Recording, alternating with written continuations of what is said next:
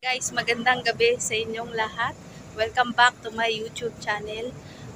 Alam niyo po ba na kung bakit gustong-gusto ng ibang lahi ang Pilipino dito sa ibang bansa, lalo na dito sa Malaysia? Kasi mas gusto nila ang Filipino workers ipagkukumpara mo sa ibang lahi dahil ang Pilipino ay may taglay na galing sa pagsasalita ng English.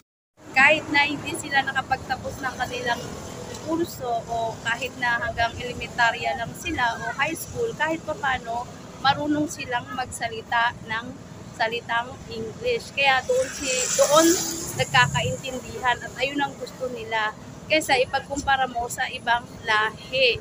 Ngayon, bukod doon sa magaling silang mag... Naistorbo ako.